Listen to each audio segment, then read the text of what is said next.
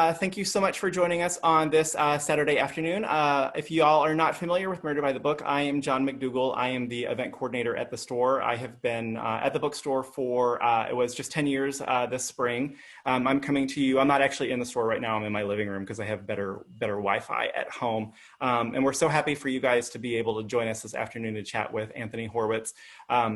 We're, obviously disappointed that we're not able to have authors in store, but one of the things we're excited about is that we're able to do these virtual events and talk to people who, we might not necessarily easily be able to do because of timing, geography, all of that stuff. So we're really excited today to have Anthony Horowitz with us. If you guys are not familiar with him, he is the author of the US best-selling Magpie Murders and The Word is Murder, and one of the most prolific and successful writers in the English language. He may have committed more fictional murders than any other living author. His novel Trigger Mortis features original material from Ian Fleming. His most recent Sherlock Holmes novel, Moriarty, is a reader favorite, and his best-selling Alex Rider series for young adults has sold more than 19 million copies worldwide. As a TV screenwriter, he created both Midsomer Murders and the BAFTA-winning Foyle's War on PBS.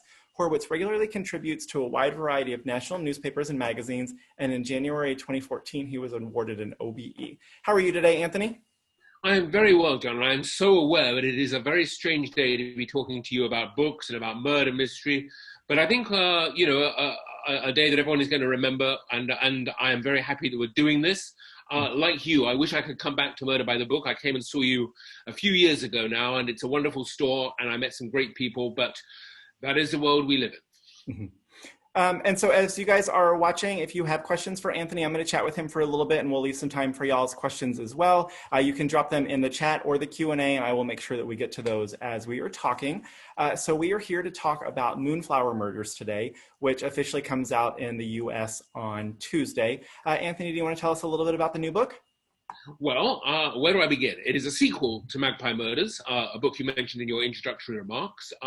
Magpie Murders was a huge success in America and around the world, and my publishers put a lot of pressure on me to come up with a sequel, which I hadn't thought I was going to do, to be honest with you. I mean, Magpie Murders was meant to be a standalone book, but I began to think about it, and I suddenly realized that all the tricks and the fun and the puzzles that I'd put into Magpie, I could do again in a different way, and so before I knew it, I was writing Moonflower Murders, which is another story about Susan Ryland, an editor who is called in. She's living in Crete in Greece, but is called in to solve a murder that has happened in England, the solution to which is inside a book that she, when she was an editor, published. And it's all about having, it's two books in one, a modern murder mystery and a golden age murder mystery. And the fun of the read is seeing how the two of them connect. So Gerald asks in the comments, how important do you think it is to read Magpie Murders first? You don't need to at all, actually. I mean, both the books are standalone, and they both work on their own. If you have read Magpie Murders, there'll be one or two references that will make you smile. I mean, when you meet Susan and her boyfriend Andreas, you may remember, their journey in the first book. But there is nothing, it's like an Agatha Christie, really. I mean, you can read them in any order. You can read them, one and not the other, or you can read both. One of the things that we've seen since the pandemic has started, we have had a hard time keeping books like Agatha Christie and those classic Golden Age mysteries just on the shelf, because I think when kind of things seem like they're falling apart around us, people kind of go back to those comfort reads where they know that like the crime is going to be solved at the end. And that's been one of the great things about having Magpie Murders, is because we can give it to people and say, if that's what you're craving, here's this harkens back to Golden Age mysteries. Why do you think it is that people are turning to those right now? I think they are. I mean, you used the word comforting, and I don't think there's anything more comforting, curiously, than a murder mystery. I mean, even though it has a murder in it, which suggests violence and unpleasantness and all sorts of things, there is something about the world of a murder mystery that is all-absorbing, which takes your mind off the world outside, and which leads you in a direction that you wish to go. Because I'll tell you why. What do you get at the end of a murder mystery? You get truth. You get everything resolved. You know exactly where you are. The world is a better place. Every I has been dotted, every T has been crossed. And when the detective leaves the community, he leaves behind him something that is healed. And I think right now, healing and truth are two things that the whole world has been crying out for, and you find them in books like mine. And so what was the initial inspiration for Magpie Murders and wanting to craft this kind of mystery within a mystery?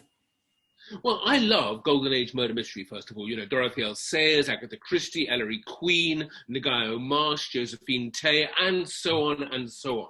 And I was also very interested in the whole world of murder mystery. I have written a great many murders, as you said, in my time, with Foyle's War, Magpie Murders, and Midsomer Murders, and working on the Agatha Christie show on TV. And what I wanted to do was to write a murder mystery that did something completely different, something new. There wasn't just a mystery and a puzzle with a solution, but it was all about the whole world of literature and of writing and of books and of detective fiction in particular.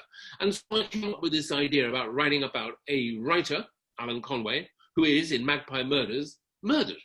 And that was the starting point, was to examine the world of literature. In other words, to give readers not just a puzzle with all the red herrings, the suspects, the clues, the diversions, and all the rest of it, and of course, a surprise ending, but a little bit more, a little bit of a discussion about why, you know, I'll ask you a question. Why is it that if there is a murder in the streets of Houston, we're shocked and we're appalled, and, you know, we don't really want to look at it. But when there is a murder in a book in Houston, we all smile and we all enjoy it. Why is that? And that's the sort of question I can ask in these books. Yeah, that's I had never kind of really thought about it that way, but I mean, you're exactly right. Yeah, you put it in a charming village or in a book somewhere, and everybody's like, you're engaged, and you get engaged with the characters. So, did you go back and do a lot of research about Golden Age mysteries? Did you go back and reread any of your favorites when you decided that you were going to tackle it that way?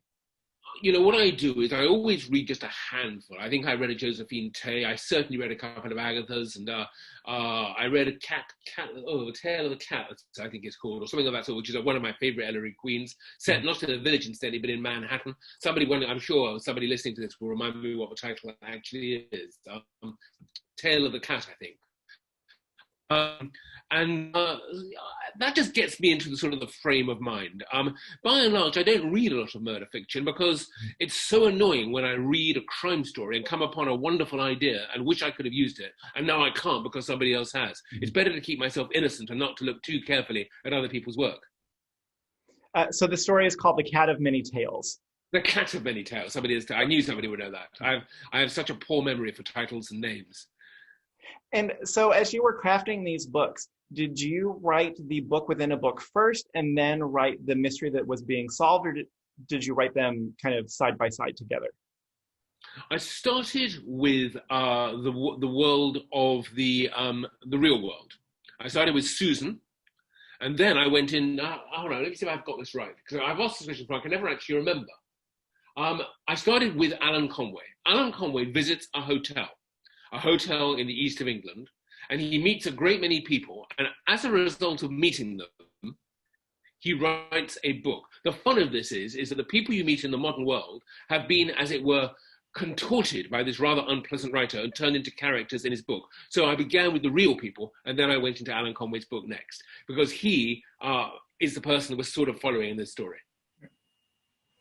And can you talk to us a little bit about kind of writing about kind of an editor and the publishing process while that's something that you know so intimately? Well, it's funny, you know, I wanted years ago to write a book about writing. You know, there are two books I admire very much. One is William Goldman, Adventures in the Screen Trade, which is probably the best book ever written about writing for the screen. And the other are my great hero, Stephen King, on writing, a wonderful book about the nature of writing. And I wanted to write a book similar to those two things and couldn't do it because everything I wrote sounded either pompous or boring. So I had this idea of creating Susan Ryland and this world of books. And to answer your question, writing Susan was just a joy. It's a mouthpiece for everything I want to say about writing. But it isn't me blaring on. It's a character who's much more fun than me, much more fun to be with and to spend time with, and smarter than me for that matter, who talks about the sort of, you know, the world of publishing and the world of writing. But it is something I have had 40 years experience of. And she herself is based on one of my editors. Susan Ryland is actually a code word for the real name of the lady that I put into the book. And so was there any... I'll explain what I just said instead. The editor's name, I have actually mentioned in my press, is Susan Lamb. She was my editor for years and years. And if you look it up, a Ryland is a breed of lamb. So that's why Susan Ryland was formed. And there are lots of sort of games like that inside the book. I love playing with names, you know, with anagrams, with clues of one sort or another, with acrostics and all sorts of things. That's part of the fun. Yeah, that's, I think, so our coworker Brenda, for you guys who are watching and are not familiar with Murder by the Book in Houston, our coworker Brenda is a huge fan of the books. And one of the things that she loves so much about them is that those clever little in jokes and the clever wordplay that you throw into them. Yeah, I mean, I hope that I'm trying to write these books with a smile in my, I think that if you like, is my brand. It's sort of, I hope, extremely clever murder mysteries that people won't guess. That's the first thing I always ask somebody when they've read one of my books: did you guess the ending? But I hope that with it is a smile and a sense of humor, because they are entertainment. I want people to have a good time. And so, going back to your editor, Susan, did you have to ask her any questions or do any kind of research about editing while you were doing it? Like, was there any point where you're like, hey, would this happen or how would this work? Well, of course, I don't need to, because when I send the book to the publisher, my new editor, a lady called Selina Walker, with whom I have a very good and close relationship, I believe instead that the writer who ignores his or her editor is making a terrible mistake. Editors are wonderful assistants to writers and have such a great eye and an ear and aren't afraid to criticize. So once the book was sent in, Selina read it, and of course she knew immediately what was right and what was wrong, and gave me a few pointers. That inside Moonflower Murders there is a story about publishing. One of the clues is connected to a distribution center, a book distribution center, and that was all taken out of the news. I knew all about it anyway, and she gave me a couple of pointers of things that I might have got wrong. But it's part of the editing process. And so, because you're published in the UK and here in the States, do you have different editors? And when you're working with your US editor, are there ever any little things that you have to go in and change because maybe an American audience might not be as familiar with something? Oh yeah, I got a lot of notes. I mean, what generally happens is, what's great is that this year, for the first time, the books have been published relatively closely together in both the United Kingdom and in the USA. In fact, the book came out in September over here, but it's not that much longer to have to wait over there. But before, it was a whole year. And my wonderful publisher in America, HarperCollins, sent 3 or 4 pages of notes after they'd read the first the draft that I sent them, and at the same time my UK publisher sent me 3 or 4 pages. And what was quite interesting was to see that those notes more or less aligned. There was nothing terribly serious. I like to think that when I send a manuscript to my publisher, it's about 80% there, 80 or even 85% of the way there, because I do 5 drafts before it leaves my house. Yeah. And so, as we mentioned in your bio, through the course of your career, you've done a couple of books with Sherlock Holmes as a character. You've done a James Bond novel. You've worked on TV. How has writing all of those different things and having to work with characters that have been created already versus creating characters, how does that influence your writing process? Well, funny you should ask, because only today I finished a short story, a Sherlock Holmes short story, which I've been commissioned to write by a British newspaper. I'm very much hoping that I will be able to sell it or give it to somebody in America and it'll be shown over there. They wanted a Christmas story in their paper over 3 days. And I've just finished a story called The 7 Christmas Cards, or rather, The Adventure of the 7 Christmas Cards, and it was absolutely lovely to go back into the world of Doyle again. To answer your question, when I write a book, I am totally immersed in it. I live inside the book. I don't stand outside thinking about the book. Oh, this is Sherlock Holmes. James Bond, or this is Susan Ryland. I am Susan Ryland, I am Bond, I am Sherlock Holmes, and I'm inside the covers having the adventure with them. I'm seeing what they're seeing, I'm hearing what they're hearing. And therefore, for me, there isn't a huge deal of difference between writing a continuation of it and writing my own original material, because I am inside the world of it. Obviously, when I'm writing as Sherlock Holmes, for example, I have to take on some of the mannerisms, some of the linguistic and the stylish tricks that Doyle brought to his work. I also have to raise my game, because if I'm going to try and write like Doyle, I'm writing like one of the great masters of literature. I mean, Sir Arthur Conan Doyle is a brilliant, brilliant and original author. A Gothic romanticist and a wonderful mystery writer. He is so many things. Ian Fleming more or less created the modern spy. And James Bond is an extraordinary character, especially for me in the original form. So in both cases, when I'm doing Fleming and Bond, I have to raise my game and have to try and write better. But the actual experience, the pleasure of it, is always the same. And are there any other kind of intellectual properties out there that you want to get your hands in and try your hand at writing? I think I've probably done enough, to be honest with you. I mean, there are one or two that might interest me if anybody knocked on my door. I don't dare say what they are, but I don't want to spread myself too thin. I'm doing more Hawthorne novels. You know, I have a series of books, The Word is Murder, The Sentence is Death, and I've just finished the third in that series, which will come out next year. And there are at least another 6 or 7 of those to write. I would one day possibly like to do one more Sherlock Holmes. I've been talking possibly about another Bond. So that's a lot of books already. So to take on yet another writer and start sort of trying to ventriloquize, I don't know, whoever it might be, I think might be just one step too far. So let's shift focus then, since you mentioned the Hawthorne novels, let's talk about those for a second. Can you tell us a little bit about that series? Well, again, it's trying to do the same as Moonflower Murders and Magpie Murders, which is to take the murder mystery genre and to do something very different. My publishers asked me to do a long-running series of maybe 9 or 10 books. And my first question was, who is the detective? And I immediately realized that every sort of detective has been done. Male, female, tall, short, drinking problems, divorced, American, British, in a wheelchair, a vampire, a robot. It's all been done. So then I began to think about the relationship of the detective and the sidekick, which has always interested me.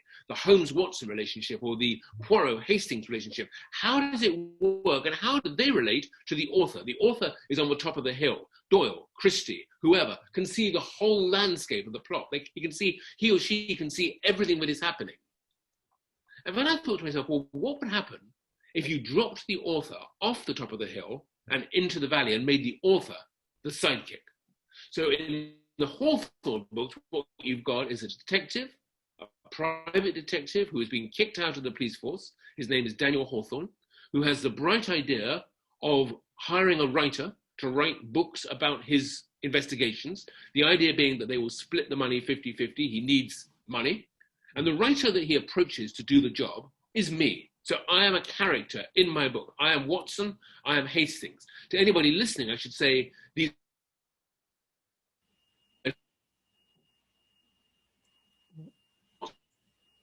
So he is there, but you're actually interested in him. So you're interested in Holmes. Did you lose me there for a moment? Yeah, we lost you. So you said for anybody listening out there, and then you cut out. Oh, okay. I'll cut back. For anybody listening to me out there, these are not ego trips. You know, this book is not about me. I was just saying that in a Sherlock Holmes novel, although Watson is the voice of the book, he's only a very sidereal character who's on the sidelines. And that's exactly the same for me. I'm just there writing it rather than, being a star of it. And what it does also is it just makes the whole thing different. I mean, unlike Agatha Christie or any other murder mystery writer, I have a problem, which is, first of all, the detective is quite cruel to me. He's not terribly kind, Hawthorne.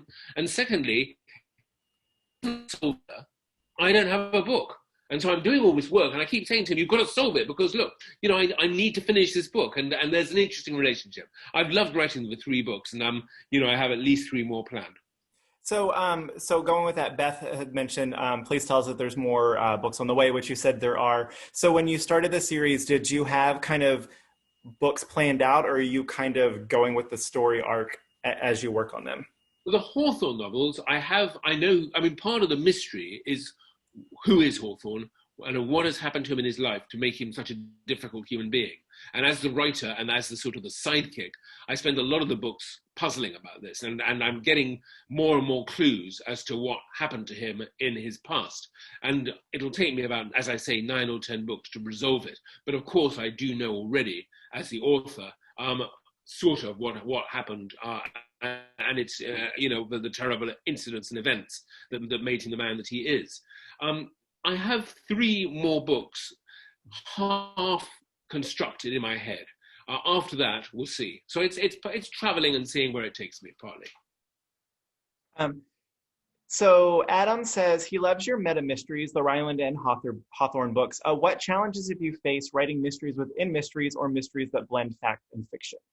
Well, thank you for the question, Adam. I mean, I think the biggest challenge I have with Magpie Murders and Moonflower Murders is that the construction of the books is extremely complicated. It takes me a very long time. I have notebooks that are absolutely jammed with diagrams, questions, notes to myself, clues, suspects, names. The whole thing has to be worked out. It takes me months and months to do that. But when you're reading the book, it's got to be an easy read. To me, I do not like murder mysteries where on page 57 you're asking yourself, who is this character? Where was he on the night of the murder? You know, what does it mean that he's, you know, that he left his fingerprint there? I like everything to be, you know, I describe it a little bit like a watch, but the workings of a watch, the mechanics of a watch are incredibly complicated, all those sort of cogs and wheels and springs and diamonds and whatever. But when you glance at a watch, you know the time. It's easy to use, complicated to make. That's how the book should be. And that's the biggest challenge of them. Awesome.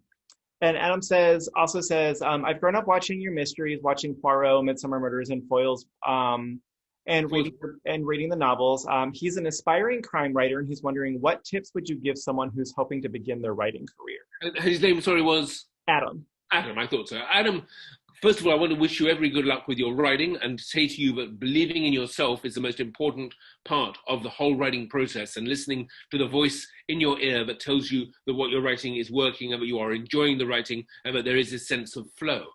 In terms of your questions of what can I say to help, every writer is different, but I would say this. I think murder mystery begins with the murder. I think it begins with a motive. One person kills another person for a reason. And that reason has to be a good one. You don't kill somebody because you're mildly annoyed with them.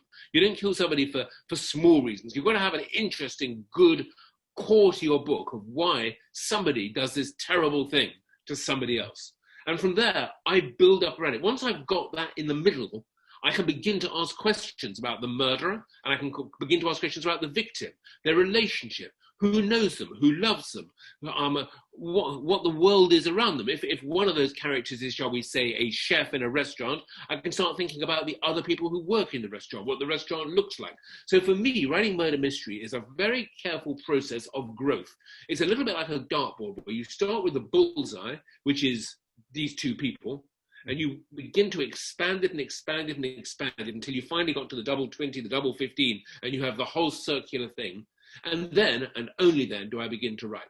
I leave holes, I leave places that need filling. I like to surprise myself while I'm writing, but at the same time, I do need to have a pretty careful structure to know where I'm going. Yeah. And so it's interesting that you put it that way. You have to start with the murder and build out that way, because one of the things that I love about mysteries is, you know, you do all of that work building everything out. So it's that world and all of those characters that you build that are the reason why you care about the mystery. So it's interesting that you start with kind of that murder and that plot, and you have to build everything out so people will care. I begin with that because that only takes me into the area. But you're absolutely right, John, to say that the joy of murder mystery is character. That's what it's really all about. Because, you know, when the detective arrives in the village or the community where the murder has taken place, he is asking questions about the different characters of the people, the secrets, the things that they are hiding, their private lives. And what is the joy of the murder mystery is that it is an investigation into all these different, often quite eccentric, but and suspicious and difficult and even, you know, and whatever characters. And if you don't get strong characters in a story, then you won't care about who did what to anyone. Yeah. So speaking of characters, so when you're working on the Hawthorne books, are you writing? And you said that it's not an ego trip, that the character is Anthony Horowitz. So is there like a book Anthony Horowitz that's in your mind versus the real Anthony Horowitz? And are you ever like, oh no, I would never do that as you're writing those books and that character? I think in the Hawthorne books, the character who has my name is actually quite similar to me in many ways. I don't think I've, you know, I talk about working on the set of Foyle's War, and I talk about my life here in London a little bit. My wife gets a mention here and there, and I have a dog maybe sort of pops up. And I often talk about the things that I'm writing. In the first book, The Word is Murder, there's a meeting with a very famous film director, in fact, two famous film directors, which sort of, I mean, I wouldn't say it's completely true, but it's based on truth. Yeah, I mean, I think that character is a version of myself. Yeah. But, you know, the important thing is I don't write about my life. I'm not writing about what I had for dinner or my relationship with my wife or children. It is about Hawthorne and a murder, and I'm there to record it. So although the character is true to me, I don't spend a lot of time boring my readers with details of my own private life. So Anne-Marie says, also, she can't tell you how much she loves Foyle's War. Christopher Foyle is simply one of the best characters anyone's ever created. And your Alex Rider series was something that my son devoured when he was in a stage too young to read for adult novels, but too old for kiddie things. And that's one of the things that we love about the Alex Rider books is they're a perfect gateway for kids who are potentially ready for kind of the next reading level, but aren't maybe necessarily ready for the next kind of content level. Can you tell us a little bit about Alex Rider? Well, first of all, Anne-Marie, thank you for your comments. And can I say how happy I am that I'm appealing to both sides of your family, to you with Foyle's War and to your younger family members with the Alex Rider books. Your question, John, was, well, to talk about Alex Rider a little bit. Well, I'm very proud of those books because, as you say, I think what they've done is that they have really introduced a lot of young people to reading and to the whole idea of fiction and of the enjoyment of books. And I do have a belief myself that reading is, particularly now in these COVID days, unbelievably important. It is the great escape. Now that we can't travel as easily as we could here in London, we're in lockdown, so we can't even get on a plane at the moment, as far as I know. I every night I open a book and a story and I am transported to different places. And I think that it is terribly, terribly important to ensure that young people can I don't want to say learn, but can experience the joy of reading. Because, I'm looking at you now, John, with all the books there are behind you and all the journeys that they've taken you on and all the pleasure that they must have given you. And I think to myself, it must be awful to grow up in a house without books. But, in London, they say that 1 in 10 houses has no books. I mean, it's a terrible thought. So Alex Rider, a spy, a 14-year-old spy, he's had 13 adventures or 14 adventures. As you said in your introduction, the books have been a sort of international success. I should add that in America on November the 13th, IMDb is premiering Point Blank, Alex Rider Point Blank, an 8-part TV series, which stars a young actor called Otto Farrant, who is a wonderful Alex. And the show is very much aimed not just at Anne-Marie's younger children, but also at the lady herself, so it's for the whole family. And Nightshade, which was the last one to come out, that was last April, was the 13th book. There'll be another one in about a year and a half's time. And one of the things that we also love about them, being a mystery store, in the last couple of years, there's definitely been a trend more in young adult fiction to go towards kind of more straightforward mysteries and thrillers as kind of the paranormal wave kind of and dystopian waves have kind of gone.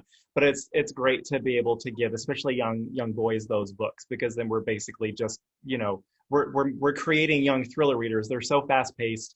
Then, they read those, and then when they've worked through the series, they're ready to pick up like Steve Barry and James Rollins, and they want more. And it's really great to be able to kind of. Well, the only thing I'll pick you up on, John, if I may, is your the words "young boys." You said. I mean, it is true that boys in this country, in my country, are more reluctant readers than girls. Mm-hmm. But I have found that the Alex Rider books do appeal to both genders. They do. And that, I think it is important in the 21st century that we understand that the girls are just as happy to read thrillers and adventure stories as boys, and that that there is less now of a barrier between what we read and how we are, which I think is a great thing. But the Alex Rider books have been enormous fun to write. I mean, they are just. Every time I sit down to write one, I have to come up with action that has never been done before, which if you think about 12 or 13 James Bond books, 25 movies, plus all the Jason Bournes and the Mission Impossibles, coming up with action sequences that have never been done before is such fun. Plus the gadgets, the kids all wanted there to be. I love creating terrible, worst things to happen to him book after book. I lost you there for a moment. Yeah. You got me? Am I back? You're back. Okay. It's very difficult with the internet. You never know whether the guy interviewing you has actually fallen asleep or whether he's merely frozen on and now you're the screen. And I'm glad you just froze on the screen. Yeah. I'm definitely not asleep. You have been freezing too, so I don't know. I'm going to my husband and see if he's streaming anything to see if it's potentially my internet. So the second half of Anne-Marie's comment was, you have so many threads going through so many series, characters, and stories. How do you manage to keep track of all of this in your mind without being confused? Well, the answer to that, Anne-Marie, is that I tend to only work on one project a week. And if I can help it, I will try and finish one before I start another. So when I work on Moonflower Murders, whatever, I've used the word immersion already in this conversation a couple of times. I am completely immersed in it. I'm in the world of Atticus Punt, of Susan Ryland, of the characters, of the Golden Age murder, of the hotel where this takes place, of, all the world of it is where I am. And I'm not thinking about, the James Bond book or whatever that I have to write next. And that really is the answer. It's just, it's compartmentalizing. I mean, I meet teachers, and I always wonder how teachers do it. I mean, because teachers have to change by the hour, to different classes and different subjects and different, curriculi, whatever it may be. And how do they do it? I don't know. But for me, I'm on my own. I've got my office. I can say it has been Sherlock Holmes Day, and that's what I've done. Tomorrow, another week begins, and I forget what I'm writing next, but I'll find it and I'll do it starting tomorrow. Yeah.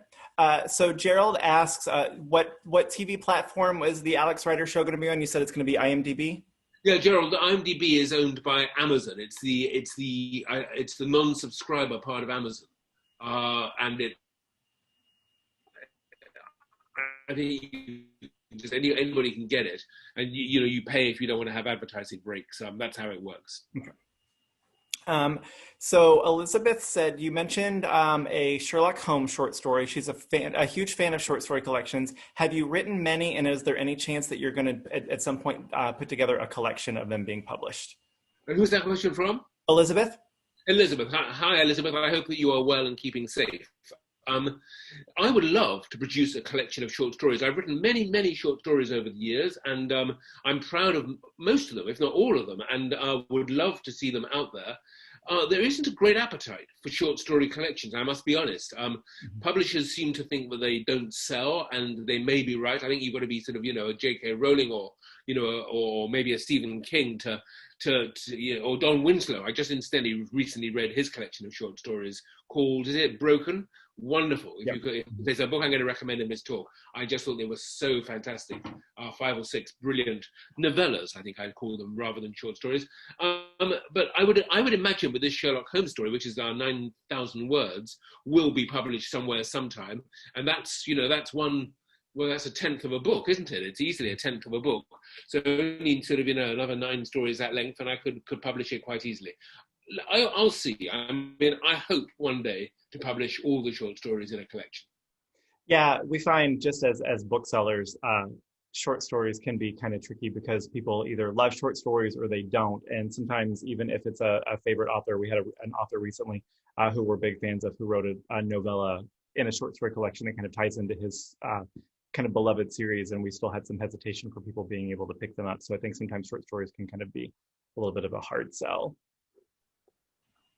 And I think that I completely understand it. And there is always a sense, I think, that people worry that short stories are sort of, bottom drawer stuff. I mean, a lot of Agatha Christie short stories, as much as I love them, are sort of, slightly sort of, they have less of they're less satisfying than her novels. So, you get the sense that they're sort of rather quickly written, some of them. But anyway, we'll see. One day, maybe. So Mary says, many of your characters are based on real people. Is this also true of Susan Ryland, which you mentioned she was kind of based on one of your editors? She loves that Sam Stewart is based on your lovely governess.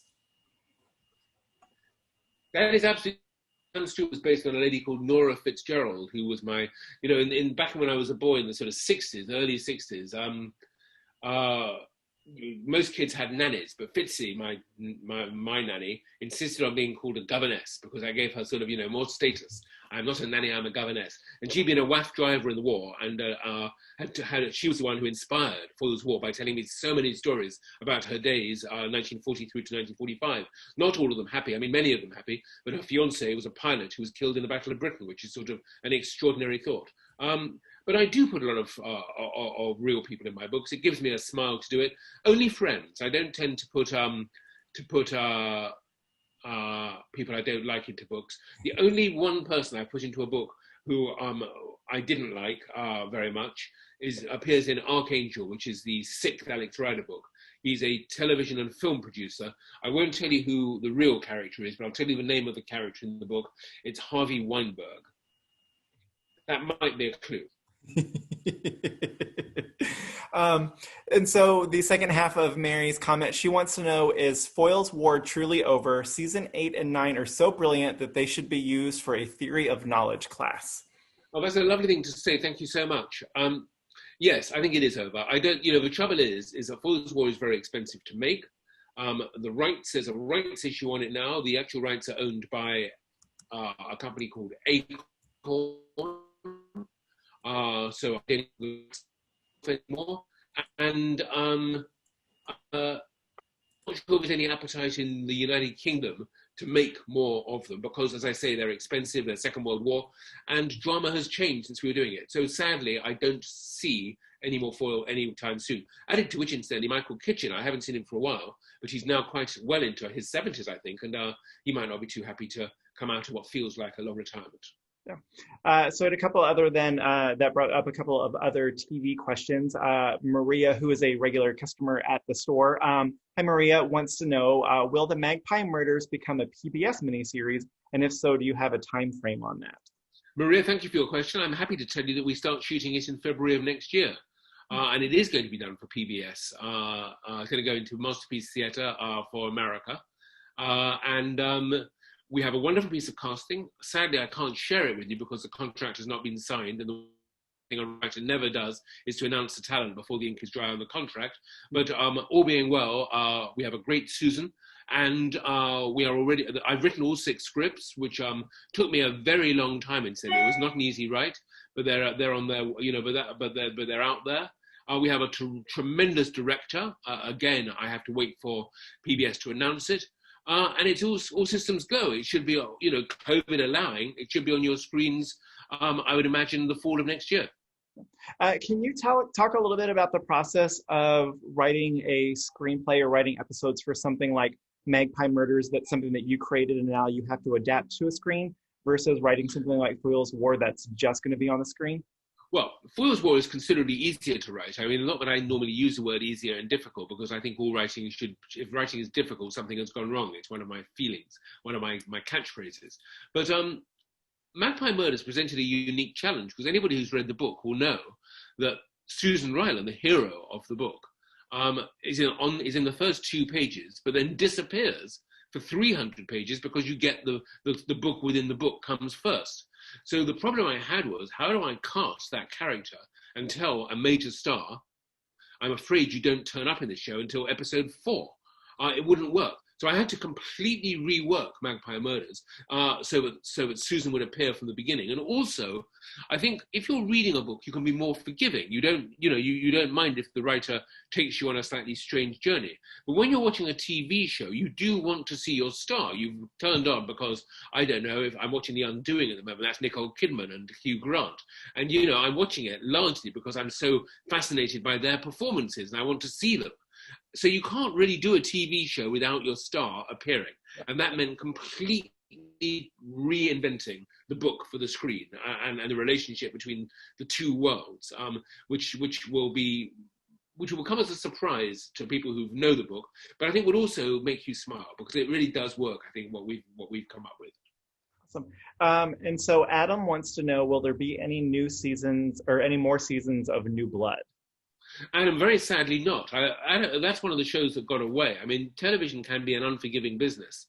And I was very, very happy with those first 7 hours that we did of it. And I loved the 2 actors, Ben and Mark, Ben Tavasoli and Mark Streppin. I thought they were really stars and going to become stars. And it makes me very sad that it didn't work for them.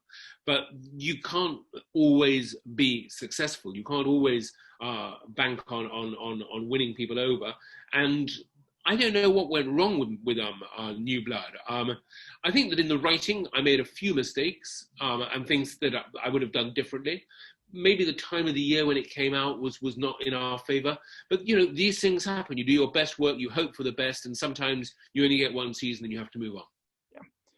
And so Elizabeth asks, do you find it interesting that Americans have such a fascination or an interest in British television and books, especially since this interest has lasted for decades and it's clearly not just a passing fad? I think it's wonderful that Americans are happy to look at our country and, we are, after all, your past and we are your history and, we are where you sort of began. And I suppose that in Britain, too, we have a strong interest in the past. So Foyle's War, the Second World War, or, The Crown, which has looked at the early days of the royal family, or Downton Abbey, all these shows that go back into the past and into nostalgia. I think it's the same all over the world. I would also add, incidentally, that it is well known now in England that some of the best drama in the world is being created in America by Netflix, by Amazon, by all the, the major platforms. And television, we have reached a sort of a golden age of television now, particularly with all the movie theatres here closed. We are now looking to the TV to provide us with the same pleasure that we used to get in the movie theatre. And I'm happy to say that Alex Rider, the TV show, well, watch it and see for yourselves. I mean, I think it is a cinematic experience, even if it is on the small screen. And so Beth asks, she says, you were so amazingly prolific and you put out such quality output. When do you sleep? So can you tell us a little bit about kind of your writing process? Yeah, sure, Beth. I mean, thank you for your kind remarks. I mean, I suppose I am prolific. I mean, I've been going for a very long time, which is why I suppose that now is so much work out there. I love writing. Let me just explain that. It's a very simple answer. I love writing. I love it more than almost anything in the world. I'm sitting right now at my desk where I spend hundreds and hundreds of hours on my own. The books behind me, to my left, are my reference books. To my right are the books that I have written myself. I come up here every morning around about 7 o'clock is when I start in the morning. And I don't really have a pattern. I don't sort of have a word count. I don't have any particular, I could show you my desk, which is an absolutely terrible mess at the moment. I mean, it's covered in, well, because I've been writing Sherlock Holmes, there is one right there. And here's another one right here. And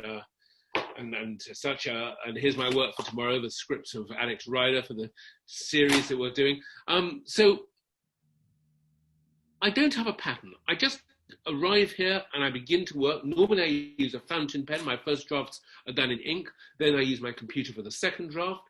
And the day goes.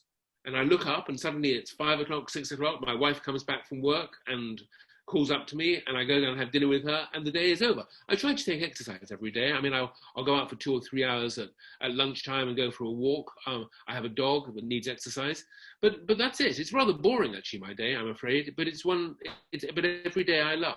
I'm so happy just to be able to do this and to be, to have to know that there are people out there who will actually go out and buy my books. It's a wonderful privilege. You mentioned in the, so if you guys are watching, you're not familiar, on election night, the International Thriller Writers with HRA Mystery Bus put together this incredible 8 hours of programming called Night of a Thousand Authors. And they had, I don't even know how many authors, it was basically 10-minute segments. And then for the first 2 minutes and the last 2 minutes, the authors would kind of overlap so they would get to chat with each other. And you can find it, it's on the store, Murder by the Books Facebook page because we live streamed it. You can also find it on the Thriller Writers YouTube channel. You mentioned that you had just recently been in Greece, is that right? I spent the entire summer in Greece. I mean, Moonflower Murders begins in Greece, and the hotel that features in the book, the Polidoros, as it's called, is 5 minutes from where I live in Greece when I'm there. I don't have a house, well, it's where I stay, I should say. Mm-hmm. I love Crete with all my heart. It's a beautiful country. I love the Greeks. I love the food, the weather. The Aegean Sea is so beautiful. I love the mountains and the olive groves and the incredible skies you get there. This sort of sense, the Greeks believed in the gods. When the sun rose, it was Apollo in his chariot, with flaming chariot, and that was what the sun was. And you can completely understand why the Greeks turned everything into these amazing stories, the first stories, the myths of the Greeks, It's a hugely inspiring place where I even speak the language a bit. I've been learning it for the last few years, and I'm beginning now to be able to speak it. And so, did you know when you were starting Moonflower Murders? Did you know that part of it was going to be set in Greece? Oh yes, definitely. I mean, the last book, Magpie Murders, finishes in Greece. Oh. Susan goes to Crete at the end of it, and we pick her up there a year later, and it all starts again.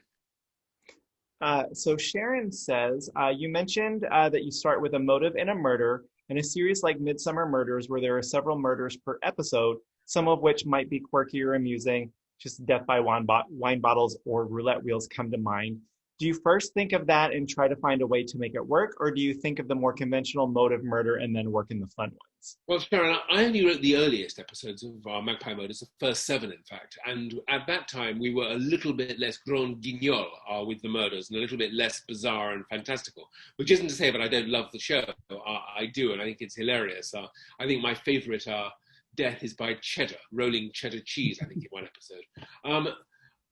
I do begin with a murder. I talked about that earlier, but generally I don't in my stories go for particularly elaborate murders. I'm trying to make these books believable, Moonflower Murders and Magpie Murders, and for that matter, the Hawthorne books. And therefore, although there is a sense of humor going on, I hope, I don't generally go in for the more sort of grotesque and bizarre murders.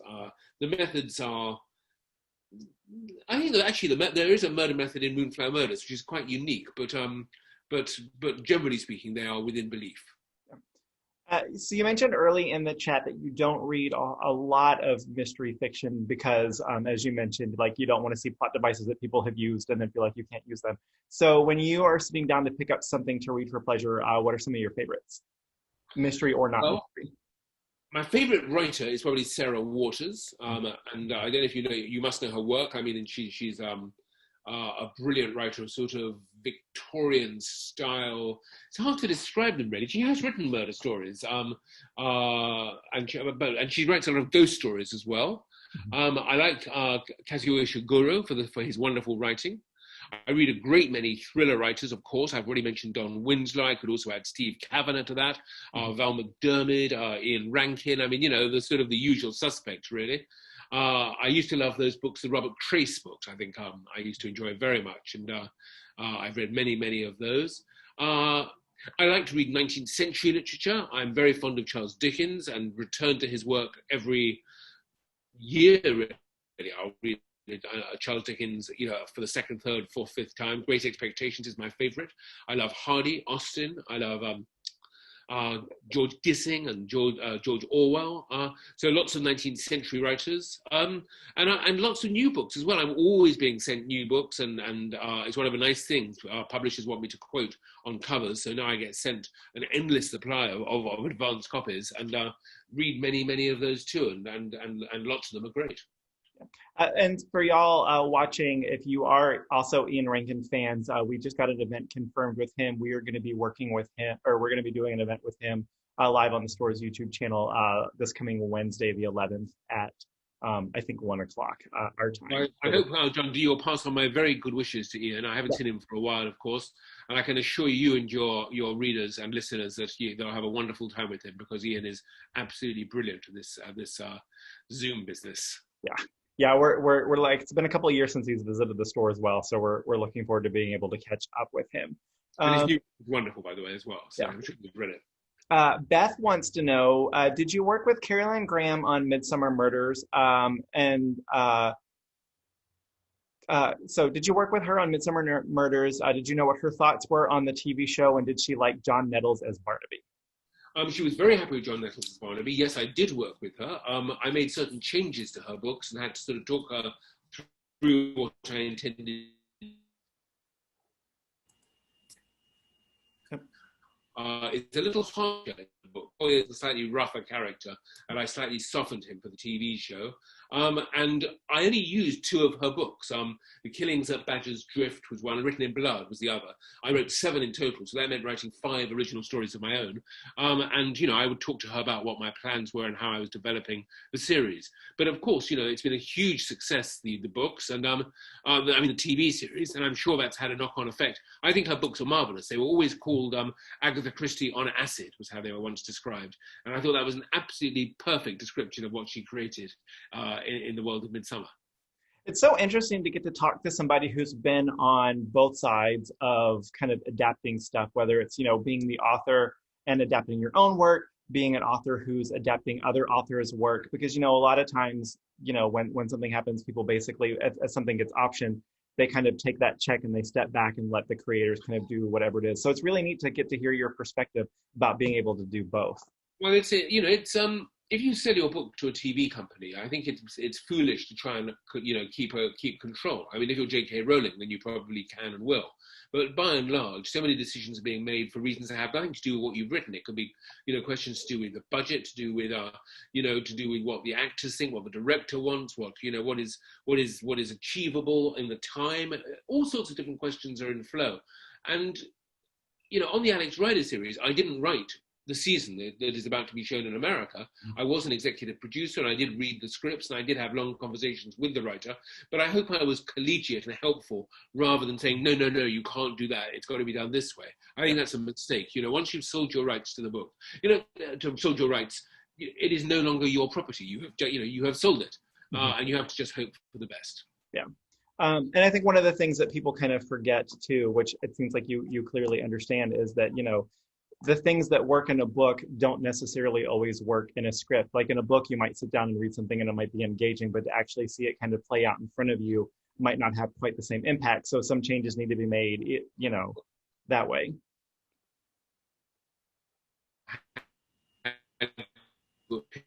Episode, and that meant changing everything. Immediately, just simply that is a simple case of, the book works one way, but TV has to do something different. But, adapting books for television, which I have done, my own and others, it's an interesting exercise, of taking the best and understanding that things, as you correctly say, John, that what works on the page will sadly not translate to the screen. And so I saw Beth just commented in the chat that she has to leave a little bit early. So just to tell everybody again, we're recording the conversation and we'll be uploading it to a unlisted YouTube link. So within the next couple of days, I will send out an email to everybody, just like I sent out for the Zoom link, and it'll have the entire video that you'll be able to access through that link. So you'll be able to watch it if you missed part of it, if you missed the beginning, the end, or if you just want to watch it again, it'll be up. It'll be unlisted for a couple of weeks. And then once Anthony's done doing some of his other events, we'll make it live for everybody to view, but you guys should get that link. Just give us a couple of days. We'll probably get it out to you Monday or Tuesday. And Trisha wants to know, when or where does your creative inspiration most strike you? From the deconstruction of a novel that you loved reading, or watching something interesting like a TV or a movie? Well, Trisha, thank you for the question. Ideas come to me and inspiration comes to me every single day in all sorts of different ways and from different directions. I can read a story in a newspaper and think, wow, that's an Alex Rider idea. I can be walking in Suffolk, this beautiful part of the United Kingdom where I go very often with my dog, and I'm walking beside a river and a thought will occur to me, which is like a seed which will, during the course of the walk, blossom into something, a television show, a poem, a short story, or the beginning of a novel. Talking to somebody, doing an event like this, meeting people, listening to a conversation on a bus. Every single thing in life has a story attached to it.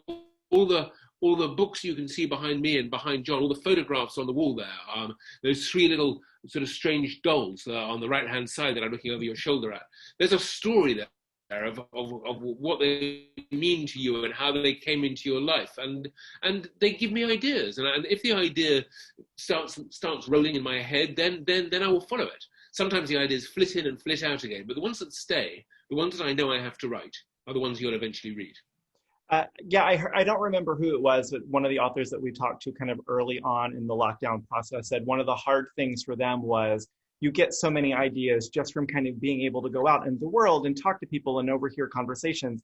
So when we were all kind of stuck at home and you couldn't go to a restaurant or you couldn't get on a bus to do that, like it kind of really hurt them because they didn't have kind of that other stuff out there that kind of just seeps in and inspires you in ways that you don't even kind of maybe know about when it happens. I totally agree with that. People have said to me that I must be comfortable in this lockdown because I'm so used to self-isolating anyway. You could argue that I've been self-isolating since I was 25. But it's not true. I need noise. I need life. I need buses. I need planes and trains, and I need conversations bustling around me. I need to be able to embrace people. I need to be able to, not just as pleasant as it is to talk to you on Zoom, I want to come to Murder by the Book, and talk to people face to face and shake hands and a hug and all those sorts of things. I want to be part of the human race. And I think that what has happened in COVID, quite apart from the terrible death numbers, which are, of course, so awful, what is to me to be as hurtful almost, because I should say that nobody in my close family or circle of friends has, thank God, been taken. But what has been very hurtful for me has been this sense of not being part of the human race, of not being human anymore. I just long for the day when the vaccine arrives and the masks can go, and we can begin to relax again and be close to each other. Yeah, on the flip side, the bookseller side, so much of what we do is like we're able to build a community with writers coming to visit, being able to watch those interactions with readers, being able to meet writers and all of that. And just the being able to have a face-to-face conversation with somebody and putting a book in their hand and recognizing that. It is the definition of a good bookshop, and it is certainly true of your bookshop. You know your customers. You don't. When somebody comes into your store, first of all, you probably know them, but and secondly, you know what it is they like, and you know what to recommend, and it is like a family. I mean, it's not, other stores on the high street I don't think are quite the same. I've often said that a bookshop is the soul of the high street. And not being able to go into bookshops right now. I mean, I'm personally, in this country where the bookstores are all closed, I feel that is a mistake. I think actually, although we need to take precautions and we need to wear masks and we need to socially distance, to my mind, if I were in power, I would still have bookstores open, even if numbers were limited inside them, that sort of thing. But, wiser people than me have made the decisions.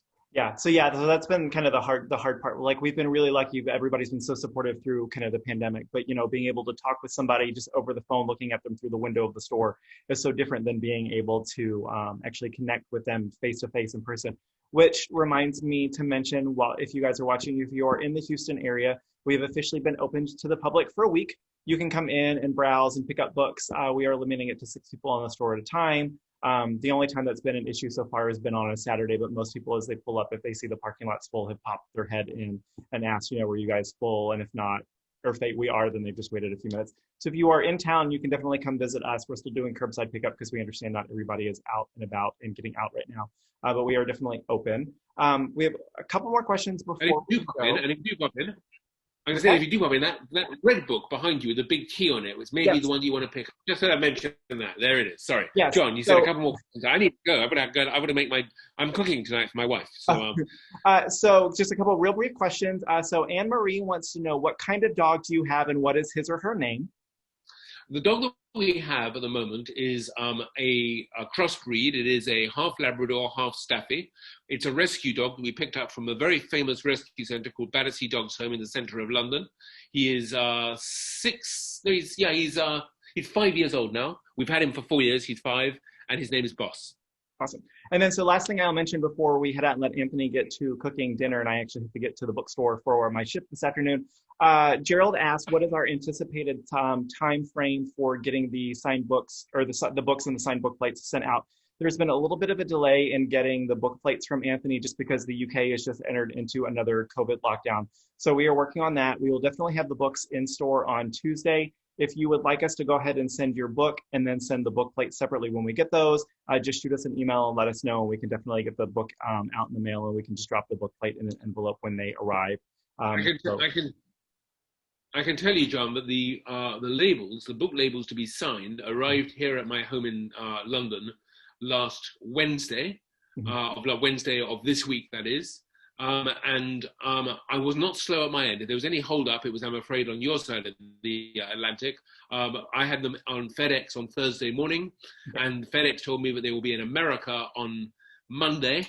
Okay. So then they've got to come from wherever they arrive in America to Houston and to other places, but they are on their way. Perfect. Yeah. So it sounds like if that's the case, then guys, then we should probably have them sometime next week. So we will, we'll keep you updated, and we'll probably have an update on that when we send out the Zoom stuff. So last question that just popped up, Anthony, Beth wants to know what you're cooking for dinner. Tonight I am making a chicken tagine. Awesome. With flaked almonds and dates and onions and turmeric and lots of other things. That sounds awesome. So I want to say a huge thank you to everybody for joining us this afternoon. I also wanted to mention happy birthday to Nate, who is watching. He was very excited. Happy birthday, Nate. So thank you everybody for joining us. Anthony, thank you so much for doing this. It was wonderful to chat with you. Congratulations. I can say to everybody, I hope you will, whatever side of the divide you're on, I hope you will have a very happy evening and a safe evening, and keep well, and let's hope that next year we can actually all be together. Yeah, definitely. So everybody take care, and we will talk to you soon. Thanks, Anthony. Thank you very much, John. I'm signing off.